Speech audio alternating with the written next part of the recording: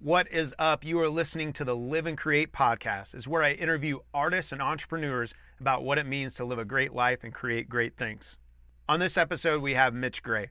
He's a business developer, a consultant, he's a speaker, an author, and also a musician. We talk about so many subjects going through in and out, and then it all kind of comes home in the end. We talk about creativity. We talk about his transition from being part of a church and a pastor and finding new ways of living and finding new ways of earning money and building a business for himself. We also talk about his journey of losing his voice as a touring musician and the things that he's learned through that process. And yeah, it's a great conversation. Hope you guys enjoy. The Live and Create podcast.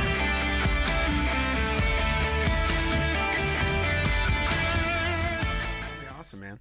So, dude, cool. we'll dive in though, and there's so many things that I think we could cover. There's a few things kind of big in my mind, but one, just giving context for the people listening. We met, I think, originally via Instagram, if I'm not mistaken. If I remember. Yeah. So I'm trying to think of his name. The guy that used to be in Run With It. Did he play bass or keyboards? There was Ben Byard. He's kind of the skinnier white dude. Played keyboards, violin, and everything. And then Daniel was a black kid with dreads, and he did a lot of our social media as well. So maybe one of them. Before that. Oh, bass player. Oh, our first bass player, Clint. Yep. Clint. Okay.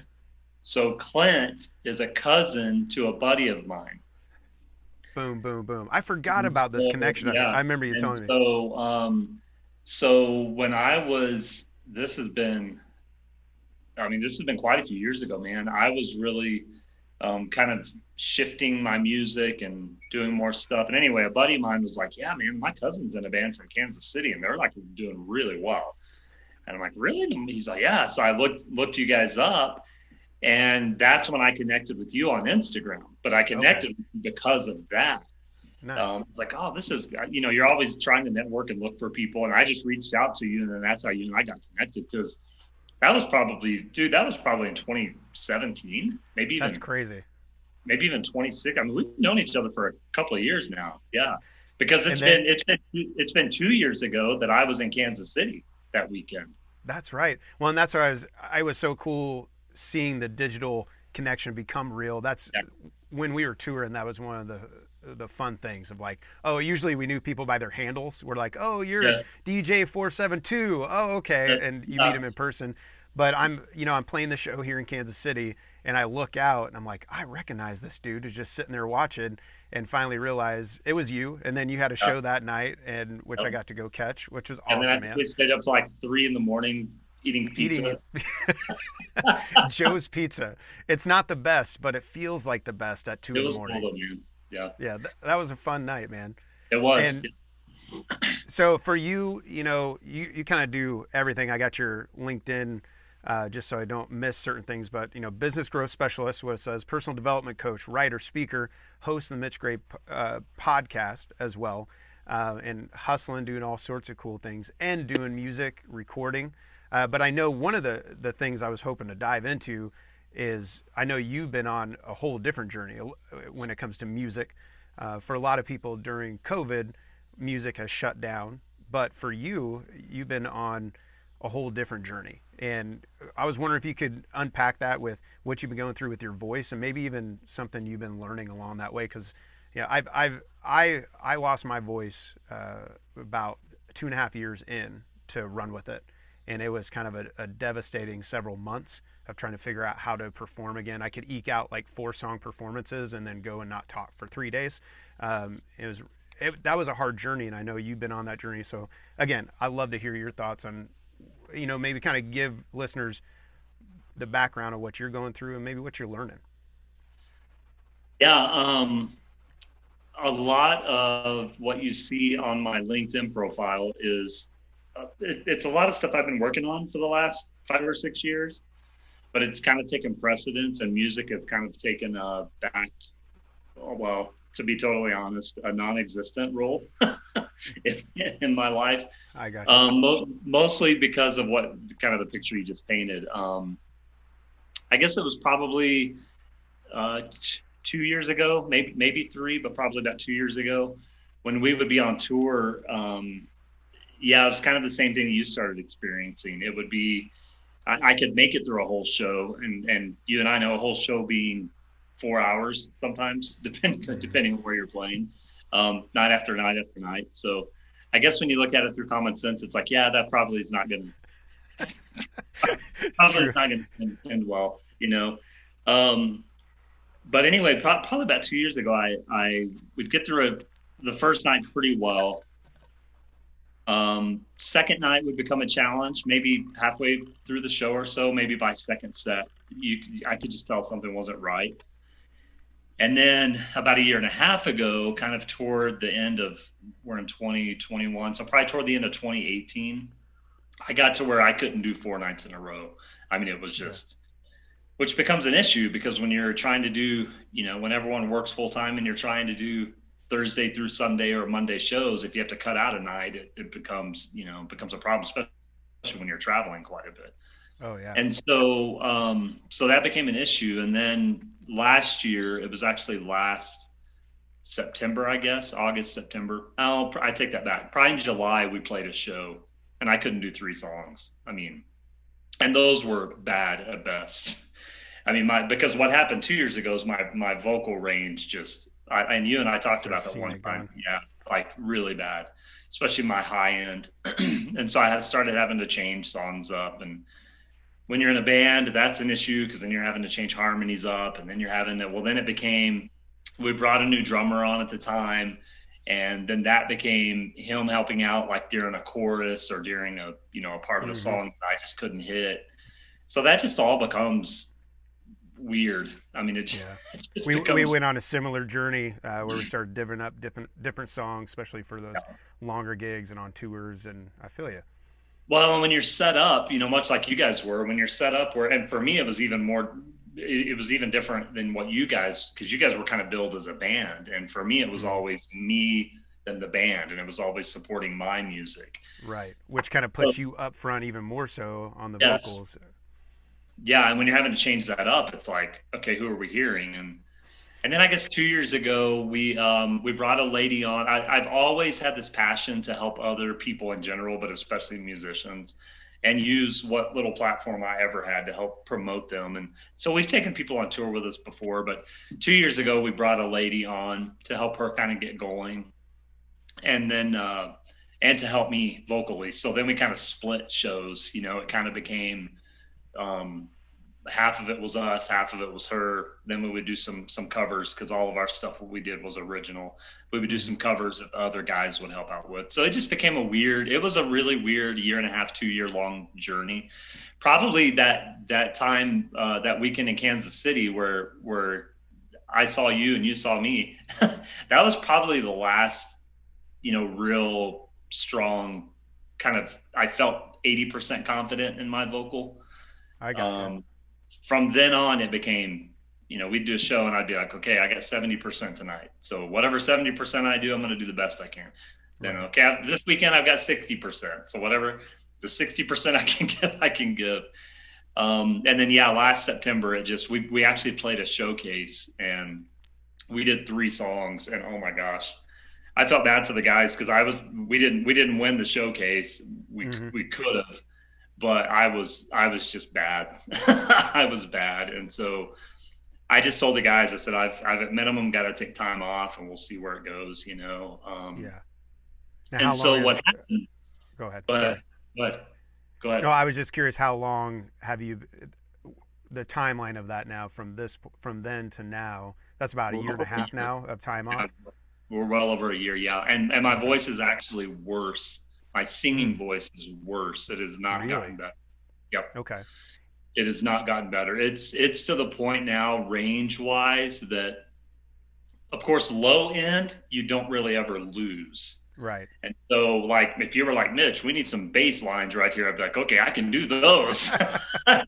That's like, I used to smoke cigars a ton, which my band begged me to stop. So I had to stop. Yeah. And but my top end range really got smashed down from several years of just smoking cigars nonstop. But my low end was still like there, and even kind of cooler because it's a little graveler. I can't even say that word. But right. Yeah, no, I feel you. Yeah. So yeah, just right now, like the other day, I sat down to try and write, which has been a whole nother journey, writing. Mm. But I sat down to try and write, and it was just like, I mean, I might have, I don't know, man, I might have a normal scale, maybe a full scale, if I see. that. So Okay. one octave, maybe. On the top end, depending on where I start, like the other day when I was trying to write, I went into the chorus and I totally had to go falsetto. Mm. And and that's actually playing, for those that may not play guitar. A guitar is normally tuned to E. Um, about a year and a half ago, in the middle of all this, we started tuning down to D, Nice. just Just so kind of I give you a little. still hit. And we actually, on tour especially, we would actually tune down a half step anyway, just because, man, when you're playing again night after night after night, Oh that yeah. does wonders for your vocal to be able to not strain so much. But yeah, we started tuning down to D, and that's what I've played in ever since. But even tuning down that low, which that's pretty low for a tuning, I still can't. Yeah, I can't even think about hitting stuff that I used to hit. So writing wise, that's been an even more emotional journey for me, because Mm. I'm a writer before I'm a musician, really. Um, I've written a ton of stuff. I've been fortunate to, win some awards writing stuff, but writing pretty much has gone aside as well, just because that's, when you're a creator, you have these things that you create to hopefully make money, and you have these things that you create for healing. Mm. And while sometimes they can be both, writing for me was always that healing space. It was the place that Yeah. whatever happened in life, that's how I could regurgitate that. It's how I could celebrate it. It's how I could get it out. Writing is just, whether it's writing books or poetry or music. And writing music was always really special for me because, I always tell people writing music is kind of like you're telling stories of life in code. So, It's like, so true. it could be I something like that that. happened to you, but you can be like, well, I could change he to she, and I could tell about something else. And not that you're hiding things, but it's just a good way to translate it. And you're trying to also shape it so the listener it's palatable to the listener. You want a good Right. story. And so you might have had a dog that was close to you, and it hurt when that dog died. So you may write a song about that, but you may not want to go totally country and write about your dog dying. So you want to go a little more rock and roll. So you write about your girlfriend Sue dying, or whatever it is. Yeah. And for me, writing has become, to be really honest, writing has become a very dangerous place for me, because I can't get out what I want to get out. Just because vocally that was your instrument to voice that. Right. Yeah. And it just doesn't come out. That makes sense. What I'm hearing in my head just isn't coming out. And so I'm working through that. Mm. I think I'll be able to get to the point where I can write again. But it's been tough, man. It's been, I never made a lot of money in music, if any, really. But like you said, it's just awesome to get around and meet people and see people and share what I call sharing your gift with the world. And, after a show, going out for pizza with people, and, people messaging you. I got a message the other day, actually, you asked a question. I'm going to come back to it with LinkedIn. Uh, I actually got a message from someone on LinkedIn the other day, and they were like, wow, we didn't know you were a musician. That song such and such it's really a good song. I'm like, that's thanks. awesome. And part of that's kind of awesome, but part of it's kind of a stab in the heart too, because I'm like, I know, and I have so many more songs I want to give you, and I can't right I now. can't do this. Yeah. No. I. So what's happened is, I spent, let's see, I was on a record label from 2015 to 2017. Okay. And so really from 2013, 14, I spent, I really turned my effort toward trying to build the music, trying to build the songwriting, trying to sell songs. And that became, probably a 30-hour a week job for me, because I really wanted to invest in it and build something from it. And Mm-hmm. so, there's a part of you that goes, okay, there's kind of laws of the universe that when you start doing too much in life, some of those things get stripped away so you can do something else and focus your efforts. And I'm kind of looking at it as that way. But when I've been actually touring since I was 13. But then, 2012, 2013 really got back into it pretty extensively, went through band members, found the right people, did all of that. And really 2015, 16 through last year, we were playing anywhere from 60 to 90 shows a year, Nice. depending. And that's a lot of shows when you all work full time and you all, Oh yeah. and you're not just doing music. That's a lot of 4-night weekends is what it is. And so when you put all that investment in it and you have a good, pretty, what I think was a good product, it kind of happened suddenly, and it was kind of frustrating in a way. But I had to take that time and be like, okay, I know I don't really have a future in music per se, potentially in songwriting eventually, maybe.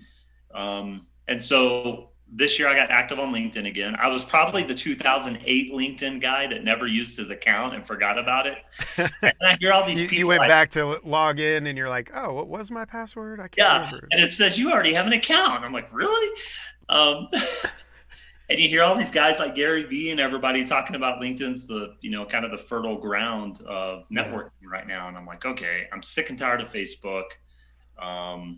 Instagram is okay. But the interesting thing that happened, and to circle back to your original question, is I've had really this change in audiences 3 different ways in the last 8 years. So when I started doing music, it was all Christian music. And I know you and I have that similar in our background as well. Yeah, that was something I wanted to dive into a little bit at some point, but it sounds like you might be working in there naturally. I was already. We'll get there here in a second. Yeah. So I originally did Christian music. I have a background in ministry. All I ever wanted to do was be a preacher. I still have a pastor's heart, but through various trials and tribulations, I got away from church totally, really moved away from Christianity. Still have some of the principles. I do think there's a lot of, from my family, I learned a lot of good out of American Christianity. We don't have to always dive into the negative, but things like serving other people, helping other people, loving other people, kind of the things that the character Jesus taught to actually just be a good human and, right. Live justly and mercifully and compassionately, those things. So, but I've always had a pastor's heart. And when I learned after my experiences in the church world that wasn't the place for me, I also kind of applied that to my music and my songwriting. I was kind of like, I don't want to do that stuff. How can I say this? I think Christian music is very void and empty by nature. I think it all says the same stuff. I especially think worship music is very void and empty. It's not creative. It's just kind of a shell of music, even structurally, even just the notes and the instrumentation and the structure of the music, I think is very void and empty. But I'm a guy that geeks out over Dave Matthews, man. When they change 4 different keys in one, in one measure line, I'm like, what the? Yeah. So I love that stuff, right? I love blues music that just, you may or may not be in tune, but you bend the string and make it work and do what you got to do. The emotive properties of it, just there. Yeah. It's interesting. Previous guest on Live and Create, her name's Paige Turner, and she was just recently on The Voice and doing some great stuff. But our interview, she talked about a similar journey where she was in the church but couldn't find her outlet creatively, lyrically, or musically within the church. And so she kind of had to walk away from that from artistic perspective to explore a whole bunch of different genres and different ways to emote what was in her heart, in her mind. So it's interesting to hear you walking that same journey. Well, if you think about it, okay, so let's just for a second, I want to riff on this, and then I'll get back to finish my earlier thought. If you think about it, okay, let's just say that the story of Jesus is, for sake of the argument, let's just say it all happened the way that we read it happened. That's the case. That was a very bloody, sweaty, nasty, hard life from birth to death. I mean, if you take it as reality, okay, and I'm doing this for the sake of the Christian perspective, if you take it as reality, the dude was born in a barn in the middle of cow manure, and you know what I mean? Like, that's not the greatest way to be born. Like, no parent would do that by choice. Well, this parent did, as the story goes, out of necessity. And then you look at child growing up without a father, sperm That's donor. perfect blues music right there already. Exactly. It's like, and then as a teenager, you're basically telling your mom to F off because I know everything that there is to know about the world and the universe I because created the damn world, Mom. I yeah, know how like, it goes. like he might as well grown a mullet and like totally been doing rebel rock right there. And then you go through his adult life and it's like nobody wants him. Nobody wants to deal with him. Everybody betrays him. He sticks to the plan. He still treats people the right way. And then they kill the dude on the cross. That's like, there's nothing. And so my point is Super punk is what. Christian music in the modern day and age is void of all of that reality in Right. quotes. And so when you lose that, you really lose the artistry of what music is supposed to be. Yeah. Well, and I think in a way, and I, part of my story is I left the church a long time ago, but I lived that world. I was a worship pastor, all Yep. that. And part of it now, as I look back, reflecting and being separate from that, I think part of it is just capitalism eking its way in. Like what's going to work, what's going to sell. Can I correct your course? It's not part of it, my brother. I was trying to soften the blow, but it does when I look at, because there is funny. We just had a friend over because I'm an atheist. My wife is somewhere in that world, but we had a friend who's a believer, and we were discussing music, and we talked about some worship songs we actually missed because it's not part of our lives. But John Mark McMillan and David Crowder were two artists that we both, my wife and I, were like, oh man, that was good stuff. But they always seem to be on the fringe, at least for a good while. They finally had their breakout successes, but artistically, they always seem to be on the fringe, trying to do something a little different. And that, to me, as an artist, that was inspiring. And to this day, though I don't connect with their words per se and their meaning, I still respect and am drawn to their music. Well, they're opposite ends of the stratosphere to Chris Tomlin, right? And not to disrespect all these people, because let's be honest, they've done more in the world of music success-wise than you or I, or probably. Yeah, Chris Tomlin's not calling me asking for advice. No, Let's just say he's doing all right. And how great is our God? Again, I don't even connect with the lyrics of it, but something about that song, there is something big and open and beautiful artistically about it. So, well, that one structurally is created in a way to elicit emotion. Mm-hmm. And that's again where I started losing connection with modern day church. Is it was built on souled emotion, not natural emotion. So there's a difference in you and I having a conversation, and it becomes intimate and deep, and we shed some tears or we celebrate it. There's a difference in driving down the street and it's been a hard day and you hear your favorite song and it either makes you weep or makes you celebrate. Like those are elicited emotions that are inspired from this movement, however you want to label whatever this movement in life is. Mm-hmm. That's converse to the souled emotion that says, everyone clap your hands, everyone do this. It's like, you don't even do. I remember as a kid going, well, we don't want to be like, a concert. And I'm like, but if you tell everyone you're clapping, like they don't even do that at concerts. Like that's not how a concert works. Like people lift their cell phones and turn their lights on because they're moved by the song, or they start dancing. I love going to concerts and you see people start dancing randomly.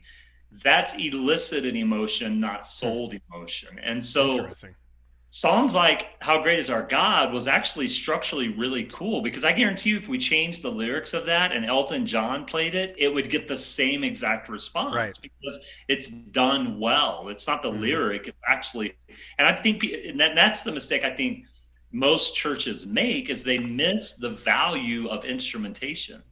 Yeah. But when you go hear an orchestra play, you never hear a vocal. And it can move you. You know what I mean? And I think there's, for so many, especially smaller churches in America, they're just trying to replicate what a Chris Tomlin or a David Crowder does. They're doing nothing authentic. And again, I don't mean that disrespectfully. I'm just, as a songwriter, I'm the guy that probably missed out on so much opportunity because I hate playing covers, because I can write music. I find I'm not a jam band. I'm not a go to a jam session and play covers guy all night. I'm gonna go to the Bluebird in Nashville, Tennessee, and let's talk original music. That's my DNA. And so when you're in an atmosphere like church and there's nothing authentic and nothing original, and like your Right. friend said, no creative illustration or output, Hmm. what good is it doing for that person? Then it Well, becomes toxic, actually. well, and I think the part of it, and it's a bigger conversation. I have a guest coming on here in a few weeks. He's a conservative guy. I'm pretty liberal.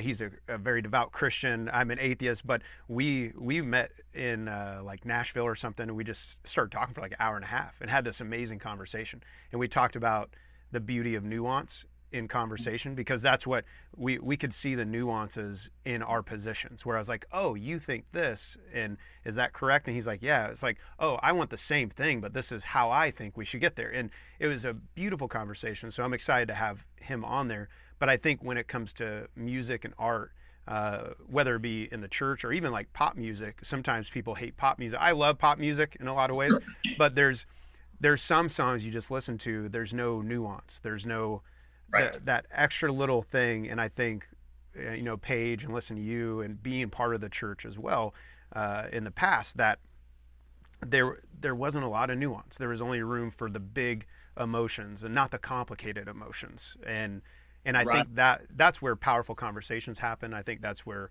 understanding and unity can happen. But if it just is just this pure, oh, how great is our God? I mean, that doesn't. If I And have a walk away. conversation like that with a friend of mine who's a believer, we didn't have a conversation. I'm like, that's cool that you think that, and but instead having these nuanced conversations about, you know, like the whole cup, if you will. Like if you're seeing this one part of the cup, let's talk about all around what's actually happening. But that Yeah. doesn't sell as well. That's where I come back, where I think sometimes capitalism and art, which I like capitalism in a lot of ways, so I'm not shitting on it necessarily, but I think using it as a tool as opposed to the goal, and sometimes it just becomes the goal of art as opposed to the tool that allows you to leverage it and continue to grow it, if that makes sense. Well, capitalism should never come before people, right? Right. People should always come first. And I think what's happened in the modern church, I love that word nuance, because Mm-hmm. I'm the guy that has been, when I was getting paid to do things like preach or lead worship, I'm the guy that people would go to leadership and complain about because a song went too long. Or I remember when I was a teenager, I've always just kind of enjoyed, to be totally honest. I remember when I was, oh gosh, I had to have been like 13 or 14 years old. I don't remember. So my dad used to be the director of a children's home, and he would have to travel quite a bit and do fundraising. So Mm-hmm. during the summers, I would go with them, which was really cool because we got to travel all over the country. Well, we're in Right. we're in Memphis, Tennessee, one summer, and we go to this inner city church. My brother, as a white dude from the country, at 13 years old, going to this inner city church, I'm Whole new like, world for you. what is going on? Second of all, how come everything isn't this way? Are you kidding me right now? You're like, so much more fun, Dad. Yeah, I would totally exactly. go to church if that's what it was, right? But, but it was so tangible. The spirit of it and the integration of the emotions. That's Mm-hmm.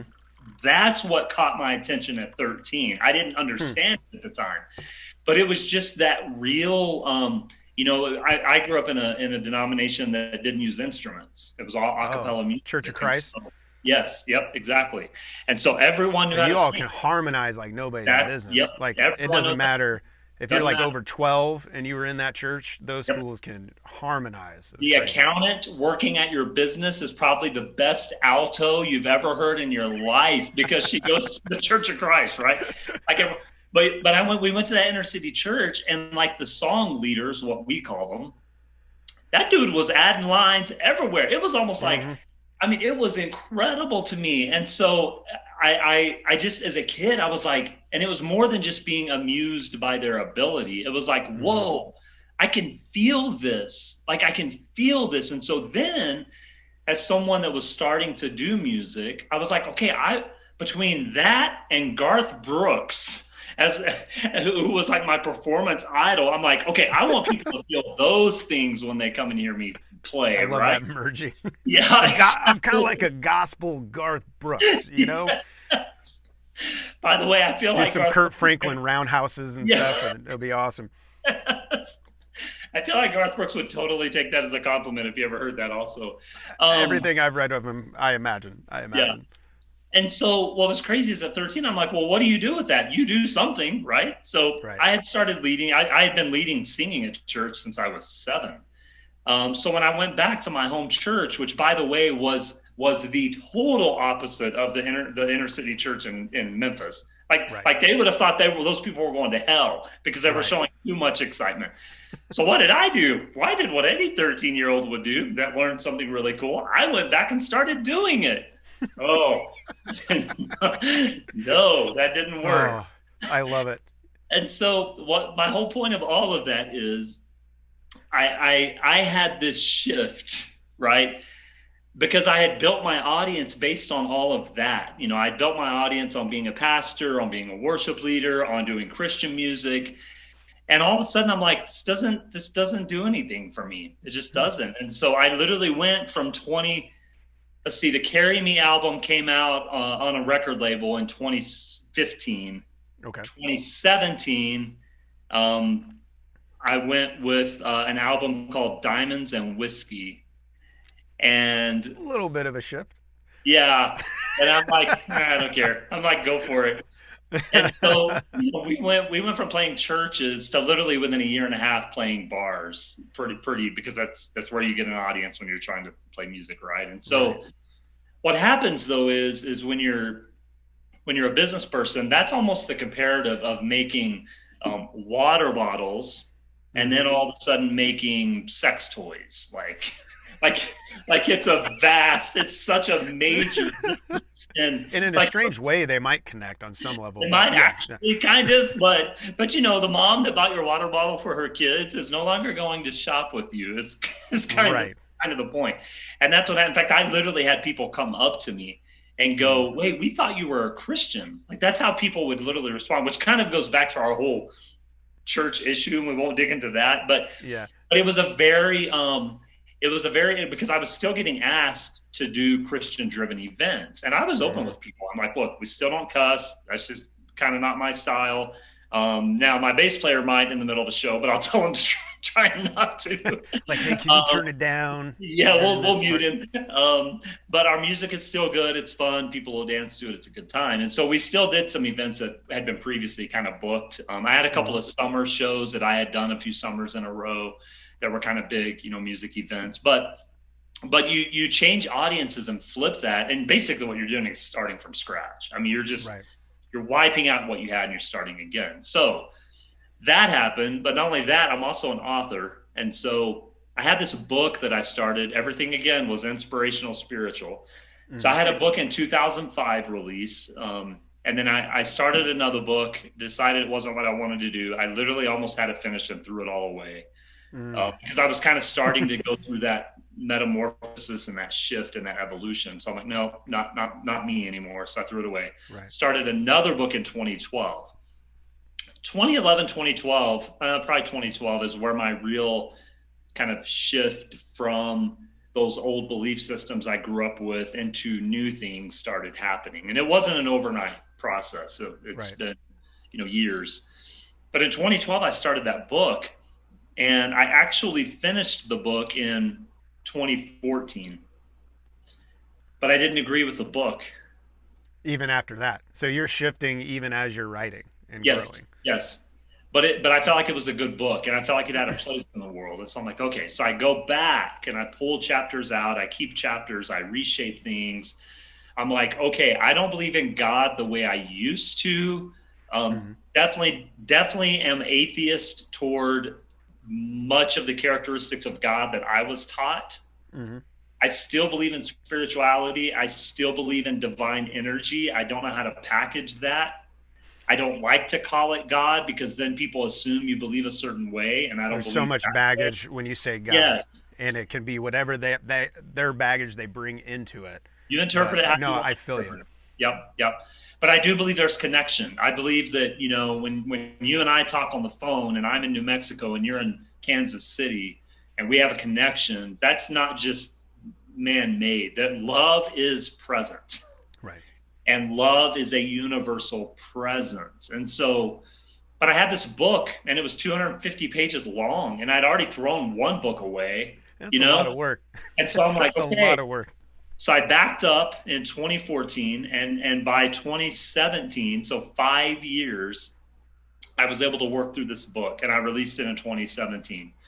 I still don't necessarily, I'm away from about 40% of the things that are in that book. Hmm. But the most valuable principle, it's called the gathering place. And the most Hmm. valuable principle of that book is being unified and walking together in this Hmm. life. I will always believe in that. I don't care what banner you put it under. You can Yeah. put it under any banner you want. I believe in unity. I believe in love. I believe in peace. I believe in compassion and acceptance.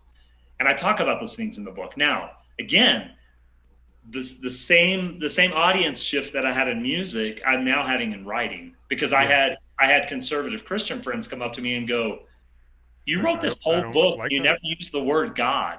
Correct. And in the Bible, the book of Ruth does the same thing. And actually, none of the Bible uses the word God because it wasn't written in English. So what's your point? It doesn't work really. And so, and so but that, I had other friends that came up to me and knew my belief system that was shifting, and Hmm. they actually went. One friend in particular, he called me to his house one night, and he goes, "Dude, I don't know how you wrote that book, man. I couldn't have done it. Like, how did you Hmm. do it?" I'm like, "Because I honor my family, because I do believe in the core message of the book. I may Yeah. write the book again one day with different packaging because the core message is perfect."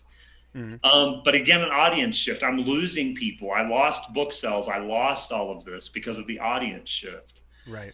But And gaining, I imagine, a whole new demographic in a way of people that yeah, are but it was hungry a for little that. it was a little weird because a lot of the demographic, like, so let's go back to my LinkedIn. Okay. Business growth specialist, coach, I'm gonna consultant. need a little whiteboard behind Yeah, me, and we can just make little exactly. dots and go Connect all for the dots. it. I love it though. Keep going. Keep going. So it's kind of like so I got on LinkedIn earlier this year, and I've spent the last 6 months really trying to build it. Hmm. I've met some amazing people all over the world on LinkedIn. By that, by the way, I never met on Facebook or Instagram. You're like one of the 5 awesome people I've met and and On connected Insta. with. Yeah, and so See, I'm the LinkedIn, opposite with LinkedIn, where I'm just kind of fresh to it, and I'm like, yeah. I'm a new guy. I don't know how this is working. Anyway, From a business professional side, you'll notice a massive difference. yeah. It's just a different world there. People go to LinkedIn knowing I'm here to build professional relationships. I'm here to Hmm. give something. I'm here to take something. And so I've met some really incredible people. But it's kind of the same examples on LinkedIn. Those people don't know me as a musician. Those Yeah. people don't know me as a poet or a songwriter or an entertainer. They know me for my podcast, which my podcast, by the way, because of LinkedIn, has grown incredibly the last 6 months. That's awesome. They know me for the book that's coming out, How to Hire and Keep Great People. So again, I went from inspirational, spiritual to business. But the reason that shift happened is not only because I lost the music in my life, but because I've always had a pastor's heart. That's all I ever wanted to be. I still have it. It's just when and I remember you and I had this conversation a couple of years ago, actually. And I remember that conversation because you said some things that encouraged me. Um, but it's like when you have a dream as a kid, the only way you know how to interpret that dream is relative to what your knowledge is at the time. Hmm. And so as a kid, you fall in love with music and your dad plays blues music. Well, all you know to do is play blues music. Right. But then you get to be 17, 18, 19 years old and you're like, but I really like country music. And so then you have to learn how to manifest that dream, not in blues, but in country. Or you grew up with an engineer designer mind, but your dad is a math teacher. Well, the only way you know how to interpret it is to be a teacher. And that exact principle and universal law, I like to call it the it's kind of the interpretation of the relative, right? You can only interpret life based on I what see. you know. That's why so many people, up to 72% of kids go to college, and guess what they do? They either change their major or they graduate with a bachelor's degree and don't go into that field of work because Yeah. they get in it and they realize, I don't like this. I went into it because I thought it was my passion. It's still my passion, But but I I saw don't more like of the how world. Yeah. Where am I going to put it? What am I going to do with it? And that's what I mean by the interpretation of the relative. All you can I do like is that. you can siphon it through the knowledge you currently have. So for Hmm. me, at 10 years old, I still believe to this day that the voice of the divine told me, you're on earth to inspire people. You're on earth to encourage people. You're here because you're going to be a positive force for people that need it. And that's always been my passion. My mom tells a story when I was a kid, probably 3 or 4 years old, that I would try and share something with a friend. And if they didn't take it, I would cry. So you had that heart. Yes, from a little child. And I believe that those things are in your DNA. Now, some people will argue with me and be like, well, but you really don't. I read a statement the other day. You don't have to be passionate about what you're doing, just put passion into what you're doing. And in Hmm. a way, I kind of get it. Like, in other words, we're going to work hard no matter what we're doing, but it Yeah. sucks doing something that you don't enjoy. Yeah, I just It came out of a sucks. season like that where I was going to shift gears and leave the music world, and because it's just been a crazy intense, Hmm. long hard journey, and I was like, I can apply all the things I've learned to this other business that has a great margin, and I can eventually learn the industry, and then have a great business that just gives me cash that I can go do. But it took about 6 to 8 months of realizing I hated every minute of it. And it Yeah. didn't matter how good the margins were going to be. I just literally hated all of it. And I had to step out of it and figure out how in the hell I'm going to get back to Yeah. doing these kinds of things and what does that look like?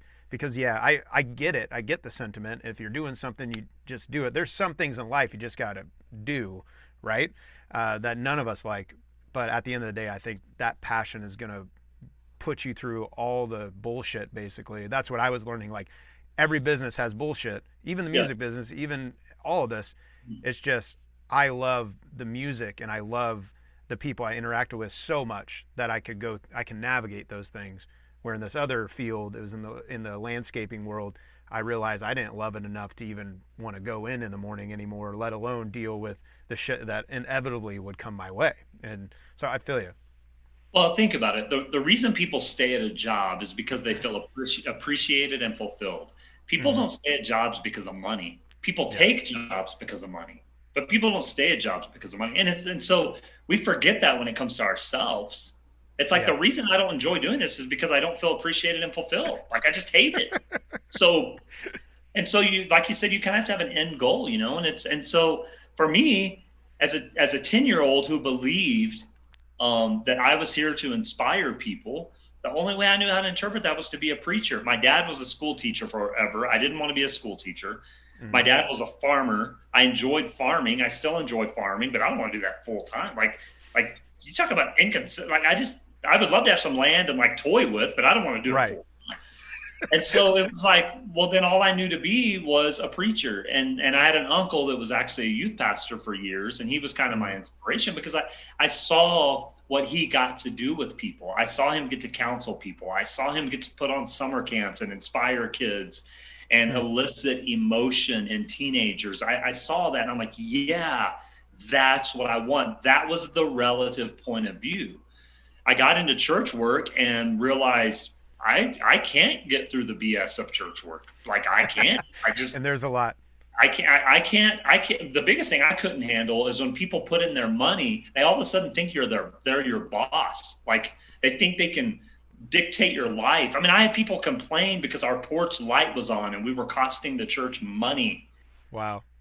You Yeah, know, I definitely had I pay your salary, so remember you're gonna this do what I want XYZ. you to do. It's like, Yes. and they caught me at the tail end of me leaving ministry, so that didn't go too well either. Didn't go But too yeah, well for them. I had about 10 years there, in and out of church work, and but what got me into this is kind of where my life changed from a professional standpoint.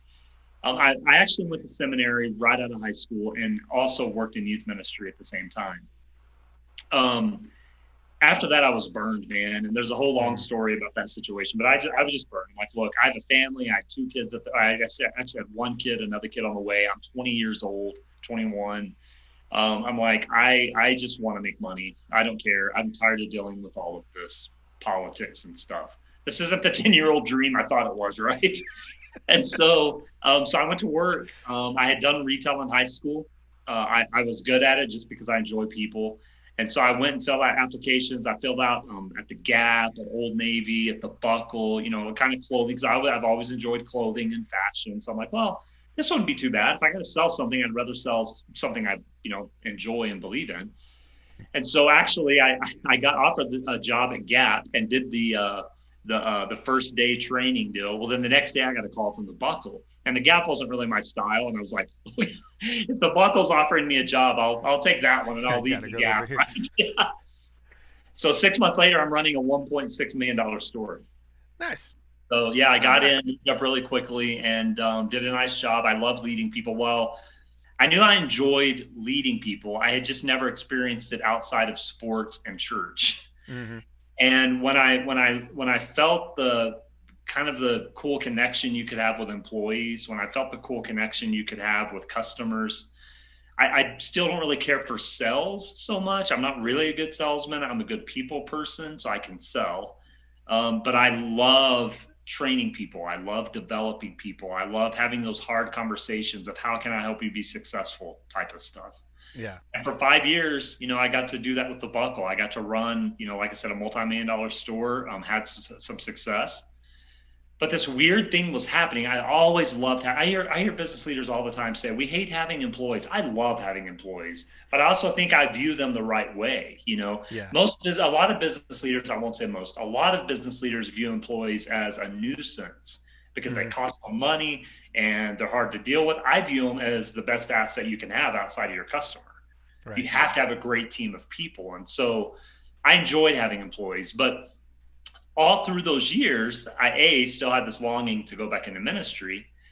But the other reason I kind of moved away from church is there's always this guilt-driven element, right? So Mm-hmm. I would still fill in and preach every once in a while. I was still doing youth retreats. And so for about 5 years in a row, I did multiple youth retreats during the fall and summer that people would invite me to come speak at. And I still loved that connection of things. Yeah. And I think people meant well, but really it did a lot of damage to my psyche. But they would say things like, why are you selling clothes when you're such a great speaker? Hmm. Like, don't you think you're wasting your talent? And so again, I think they meant well, but when you speak that language into someone, what you're really telling them is what you're doing now doesn't matter, and you're not going to be good enough until you're doing what we think God wants you to do. Right. Man, I saw that Well, so much in the church. yes. I remember there's seasons where I was doing that to other people. It was like, unless you're using it for the kingdom is what the idea was. But then Yeah. realizing there's so many people doing so many amazing things that had nothing to do with church. And Well, it diminished what they were doing. it's emotional abuse. It's Mm-hmm. literally clinical emotional abuse. Like that. That is one definition of emotional abuse. Right. And yeah, it weighs on you, but especially when that's your dream, then it feeds ego. Hmm. And see, that's the other side of it that so many people forget is not only are you emotionally abusing someone through guilt and through insults, but you're also feeding ego, which is never a good thing. No, it's not. Ever a good thing. So over time, I wanted to go back into ministry, and through all those voices and et cetera, et cetera. I left. I had an opportunity arise to go pastor a church, and so I left and did. Um, that was probably my favorite job I've ever had because I did get to fulfill a dream. At the same time, I do always regret leaving that company because I and bless their hearts, for 2 years after I left, they called me, Mitch, Wow. come back, come So back. And you so left an impression. yes, that meant a lot to me. I still have relationships with people in that company. If you're out there looking for a retail job, go work at the Buckle. I will lay my life on the line that it's one of the best companies culturally that you can go work for. So that's just That's a awesome. shout out to the Buckle that I worked for 15, 18 years ago. But what happened to me is after those 3.5 years of that ministry job, and that job did not end well at all. That job and me discovering Rob Bell at the same time. When you talk, you actually remind me, not like in your approach, but like the thought processes of Ron Yeah. Bell. So That's I funny to connect with hear. Rob That's Bell a where it lot. was. I connect with him, and I always have. But me discovering Rob Bell and his book Velvet Elvis at the time, which questioned everything about Christianity as we I know it, remember was that book. awesome.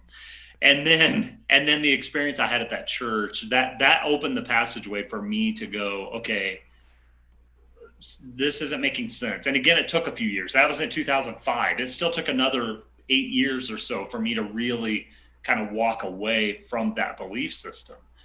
Because it was ingrained in me. It was my DNA, man. I mean, at 7 years old, I'm leading singing at church. That's Yeah. pretty. But there's That's also programmed in there's some from the cultish beginning. there's some cultish personality there as well. So if there's cultish personality and programming going in, there's going to be deprogramming going out, and that takes time. But Yeah, what I'm still in never that process, so it's all yes, good. same. What never left was my heart for people. What never left was I want to leave every conversation, hopefully giving some hope to people. I want to feel good about the conversation. I definitely want the other person to feel good about the conversation. But man, I loved business. Oh, I loved business, but I'm not really, I did learn I'm not really a day-to-day business guy. I'm not the guy that can come in every single day. I always had an admiration for the area manager that got to come in for a day and then go to another store the next day and another. Fix this, I go could that get way, that job, put out a that fire was here. nothing. Yeah, right. And so all of that led to, because you walk out of that situation going, okay, I have these talents and gifts and passions and desires. What do you do with those? Like, what does that look like now? And Yeah. over the years, what it's become is what you see in my LinkedIn profile. It becomes there are so many workplaces that are terrible to work at. There are so many business leaders that don't need to be business leaders, or they need to learn how to lead people. And I'm not talking small business, just small business. I mean, this is in the corporate world as well. Yeah. So then about 5 or 6 years ago, I'm like, okay, let's back up a second. I would love to make the world a better place for people that spend a third of their life at work. Awesome. Part of the reason I left retail is because my kids were getting to school age. And so I would go, I would normally work a schedule Monday, 8 to 6, Tuesday, 12 to 10, Wednesday, open to close. And so when my kids got to school age and they're going to bed at 7 o'clock at night, guess who I didn't see for 3 or 4 or 5 days? Right. During the holidays, I didn't see them at all because that's money time in retail. That's the time it's ramping up. Yes. And so that started getting to me. I'm like, okay, I just need to back up and see how can this look different? What can I offer the marketplace? So I started focusing on hiring. I had a really good percentage of hiring people. I hated firing people. So I taught myself a system of how to fire people outside of legalities. So if someone does something illegal, that's obvious, but outside of that, A little different. yeah, a little different. I taught myself a system of firing people that's full of compassion and empathy. Basically, go ahead. Well, it's interesting to me because the people, in my time doing leadership, the people who had a harder time with firing, if they were willing to walk that road of learning how to do it and learning why to do it, they ended up sometimes becoming the best people. It was like they could fire people, and that person was then even inspired to go on to the next thing because they cared so much about it. I know some people where it doesn't bother them at all to fire people, but at the end of the day, most people are like, oh, that guy's just an asshole, and they didn't learn anything and moved on. So that's cool that you're digging into that process, because honestly, the people I've been fired from stuff, I have fired and hired people, and most of the time the firing process was really beneficial for the person themselves. It was beneficial for me. I learned something out of it, but I saw as they were released to go to the place they needed to be, because it's clear that where they were was no longer the right fit. So that's people cool. People aren't stupid, and that's what I learned is people usually, I would say upwards of 90% of the time, someone knows when the time is done. They know it. We all know it. We all know when a season is over. We can feel it. And so if you have a system of accountability and culture, then people should fire themselves. Yeah. If they have the permission to, and that's the difference. An asshole shouldn't have to walk up to him and go, "You're fired."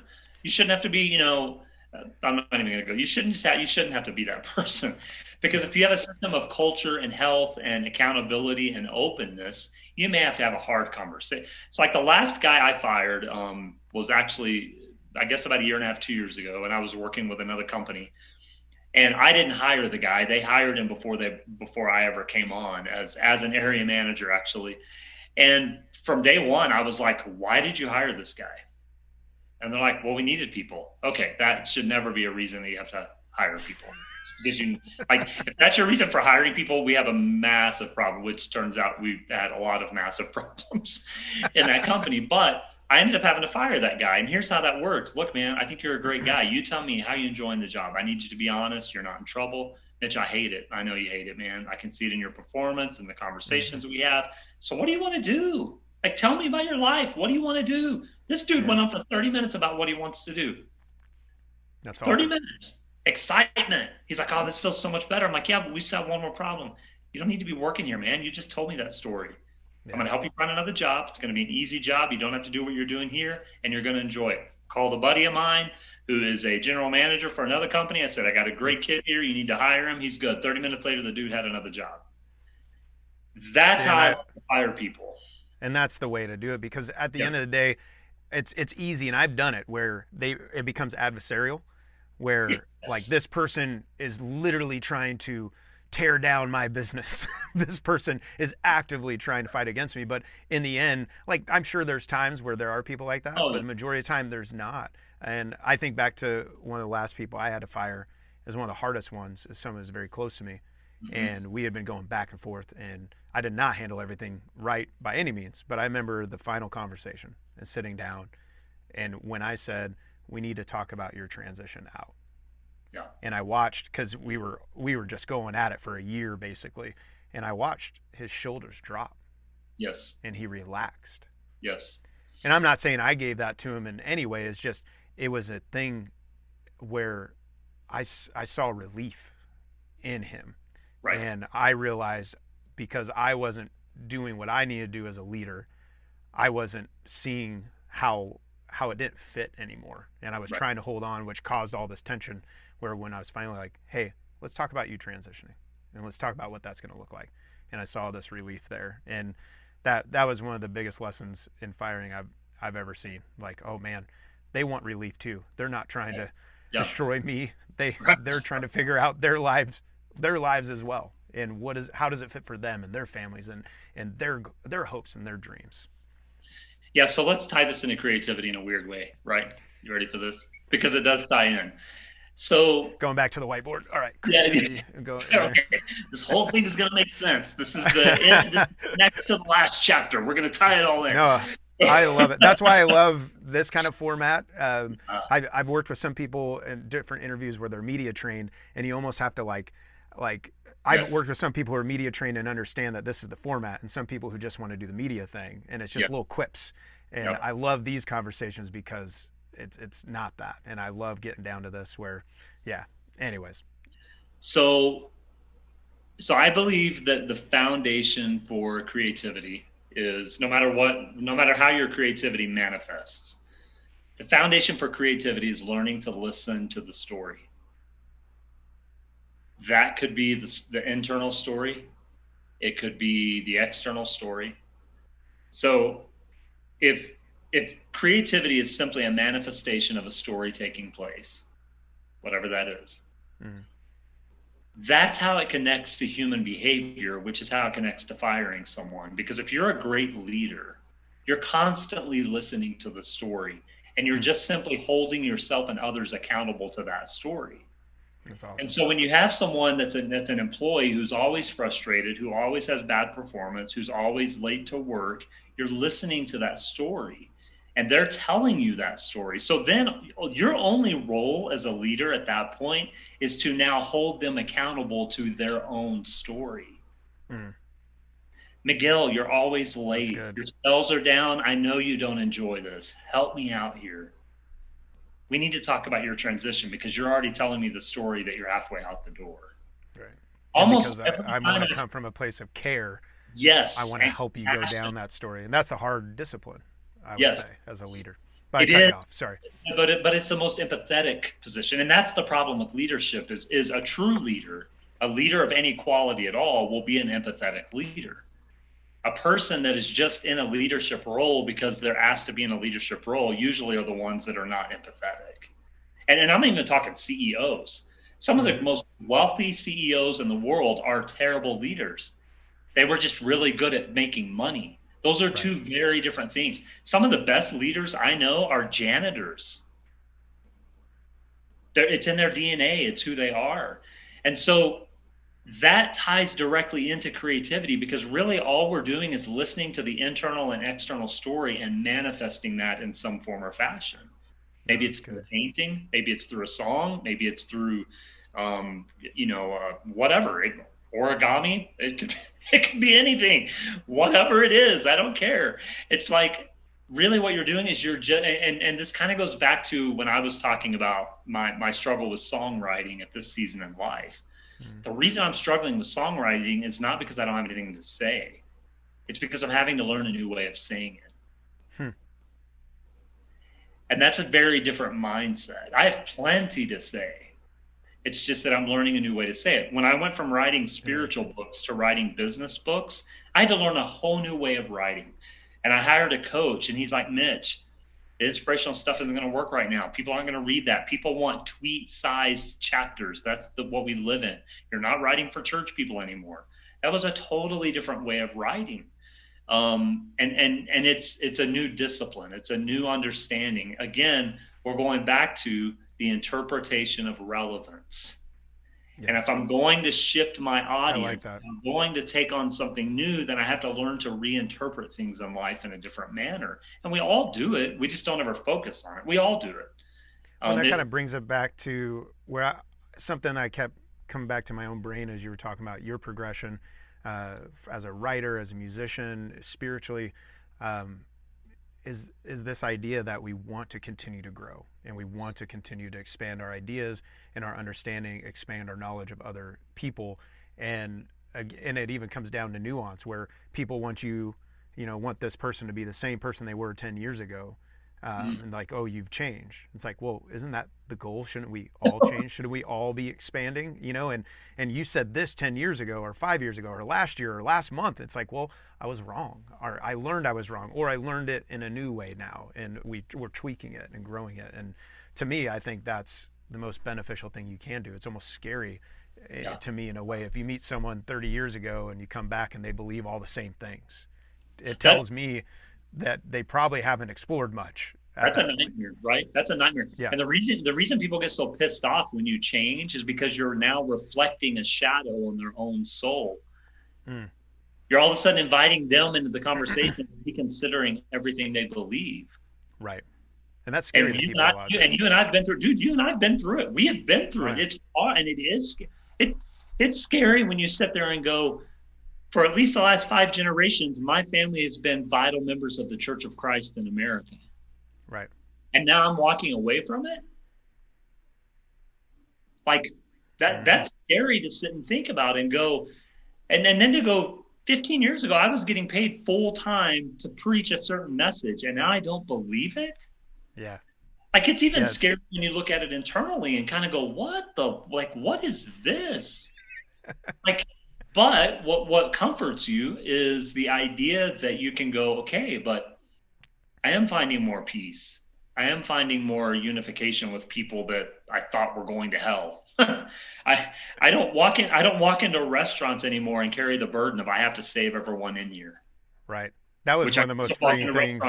Yeah. Even though it's a tangent, like even just being in an airplane and not feeling like I have to share the gospel to everybody, and not having, what's the word that I kept coming back to, is like an agenda. Yes. And I always hated carrying this agenda, and now just being able to be friends with people who think so differently than me or exactly the same, whatever it is like there's no agenda. And how can I care for this person? What can I learn? Is there anything that I can give out? But I know that wasn't your full point, but that was something for me. No, but that is the point, right? That is the point. And for me, what was worse than all of that was because I remember, oh gosh, I just like start ticking when you start bringing up those, because I'm like, no, can't go back there. But what's even worse than that is the feeling of self-defeat when you lay down every night. And And you have to see, I came from a denomination that didn't believe once saved, always saved. For those that have no idea about Christianity, what that means is there's some belief systems that say once you're saved and you believe in Jesus, you can't fall away. Yeah. There's some denominations that believe that you can fall away. Well, I was the guy. The problem with that concept is the very things you just said, the agenda. Like if I get off this call and I don't convert you to Christ, I go to bed tonight feeling guilty and probably going to hell because I didn't convert Miguel to Christ. Well, how many people do you interact with every day? I mean, you're literally feeling that every single day. I will never forget the feeling. And it wasn't just me, it was other preacher friends too. The feeling of preaching a 30, 45-minute sermon and no one responded to the message. And it was like the walk of shame. Yeah. After church to know no one responded. Well, let's just have some common sense for a minute. You're preaching to the same 250 people every single Sunday. No, people aren't. Well, let's just think about it. Like you're not in the math teacher and people respond. Like it just doesn't work that way. That's not. Like that's I know someone's backsliding. Yes, that's how backwards that school. So again, it's just what that shows is the journey of growth, and what that actually shows is when someone encounters. When someone encounters another person who has moved on, so I have this a lot with friends in my life. The majority of the friends in my life are from that background. That's where I met them.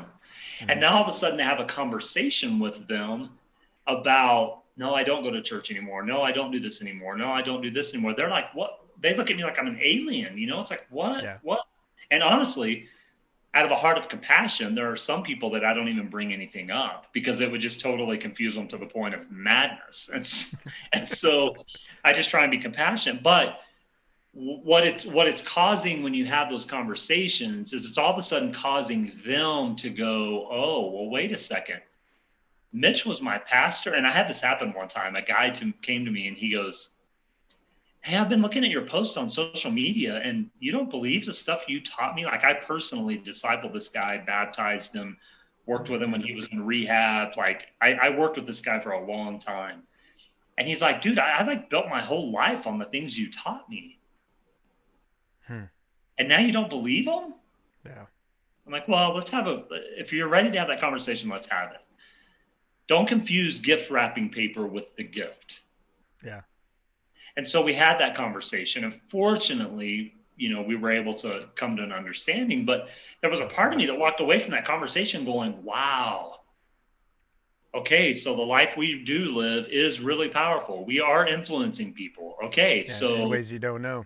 Yes. And so you better make sure, not that you don't want to be inauthentic or show your growth, but you want to do it in a way that is, again, I keep using this word, it's compassionate and empathetic. I'm not going to go, even though I had bad experiences, I'm not going to call the people from my past bad people because they're not. Mm-hmm. They're just simply understanding life the way they know how to understand it. And guess what? That's a beautiful thing, as long as you're not causing other people harm. So if you're the people that are going to rallies and telling people that their lives don't matter, we have another issue. But if you're the person that's just walking justly and humbly and mercifully, live under any banner you want to. Because you said something a while ago, when you're talking about kind of having those nuanced conversations, those are really just human conversations. And what's funny is Christianity claims to follow the person that claimed to be the most human of us all. Right. So then why are we removing the humanity from the life that we're living? Like, I've learned so much more about Jesus outside of Christianity than I ever did inside of Christianity. Guess why? Because I don't have the agenda blinding me. Right. And whether Jesus actually lived and walked or whatever, I don't know, but that's not the point. The point isn't, was the story true? Mm-hmm. The point is, what can I learn from the story? Because then it becomes true. Yeah, and I think that's a piece, just continue to grow that understanding. And I think if you get in any kind of dogma, politically, religiously, it begins to block you off, and you want to begin to open up your mind. A lot of people would ask me and my wife when we left the church, and when eventually I started telling them, like, no, I've discovered, like, my belief is actually lack of belief as an atheist. Right. They're like, what the big number one thing was, well, what do you teach your kids? Like, how do you even teach your kids to be good people? You know, it was a paradigm. It was probably a paradigm 5 years ago, 6 years ago, I would have thought. Yeah. But Yeah. we keep coming back to this idea is like, how do we teach them to think for themselves? How do we teach them to question? Even I was sharing a story with my wife. We had a fire pit one night, and the two younger boys are with me, and they're 7 and 8, and Right. we're just sitting at a fire, and my 8-year-old begins to break down on his own, like and mind you, 2 years ago he said, "Well, I still believe in God, so you guys can deal with it," or something like that to us, and we're like, "Okay," like you just keep asking questions, and well, he begins to break down why he doesn't believe in God, and then my 7-year-old joins in, and he goes, "Well, I don't really believe in Jesus, but I do think there's a God," like a 7-year-old. And I'm like, what in the world is happening? But then even my 8-year-old, as we're walking inside, we're having this long conversation about, they're asking questions, of me, do you believe this? Do you believe that? And a lot of times I say, I believe this. Other people believe this. There's other religions that believe that, trying to present as many ideas as possibly can for them to wrestle with. And we're going inside, and my 8-year-old says, the one thing I don't like is that there's not a heaven. And I'm like, yeah, buddy, that's a hard thing, because he had a lot of questions about heaven. And basically all I can say is, from what we can tell, like scientifically, there's no way to really know. And it doesn't seem like there is from my perspective. And he's like, it makes me sad. And I was like, yeah, but we just need to make the most of what we have together. Like, to me, that means our life matters even more now, like what we do now. And watching his little face, he kind of like smiled, but with like little sad eyes at the same time. But to me, that is the progression. And honestly, maybe one of the most valuable tools I think you can give any person, your kid, employees, band members, whoever it is, of how do you ask questions and think for yourself and grow to where hopefully you can keep doing the next iteration, and ultimately help other people do the same, which sounds like you're doing a whole lot of that. Yeah. So, especially when you're talking religiously, it's like religion was really built from the motivation of describing the indescribable. Mm-hmm.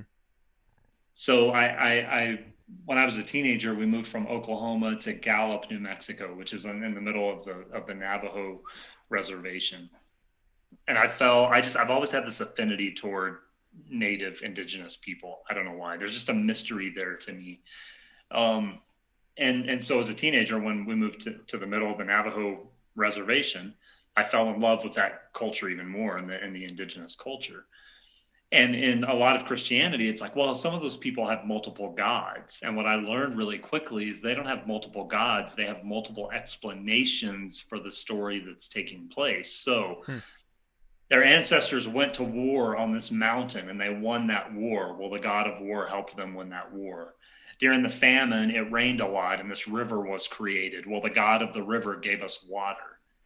So again, they're just going back to what they're seeing take place in life and responding to what they're seeing. And they know they didn't create all those things. Mm-hmm. So their own definition is, well, it's the god of the river, or it's the god of the mountain, or it's the god of war.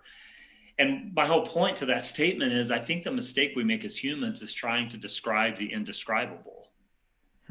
And then once I come up with the definition, I teach that definition as truth, but that's not the case. Like, it may be for me, but it's not even going to be my truth in 10 years. My truth in 10 years is going to be different. And so I love that what you're doing with your kids. It's like, well, for me, this is where I am. And guess what, kids? In 5 years, I may be telling you something totally different because I'm growing, right. I'm moving, and I'm having my being in life. And it's bloody and gory, and it's different, and it changes. And I don't want to be the same person tomorrow that I am today. And that's perfectly okay. And I think, again, tying that in with creativity, I think as creators, that's actually a really valuable asset, the asset of growth and evolution.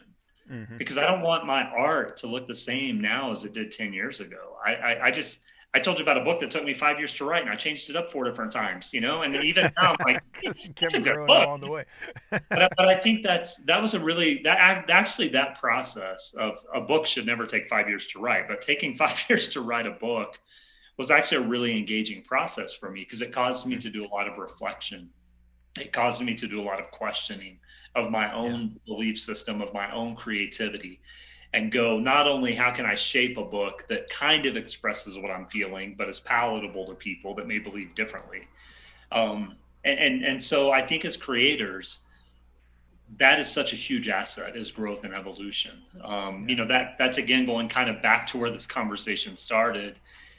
If you have a musician that's playing the same music they did 70 years ago, 60 years ago, 50 years ago, A, you're going to talk to a musician that's tired of playing the same music.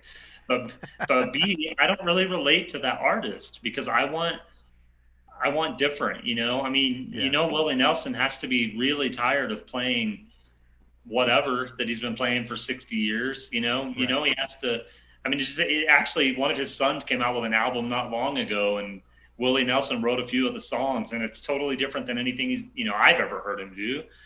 And so that does tell you he's growing and evolving at 78, 80 years old, whatever he is now. But it just, the problem becomes, you said it, it's capitalism. The problem becomes there's an expectation from the marketplace for a successful person to be successful again. And there's a formula. There's a reason that Chris Tomlin's newest song sounds just like How Great Is Our God, because it's sold in albums.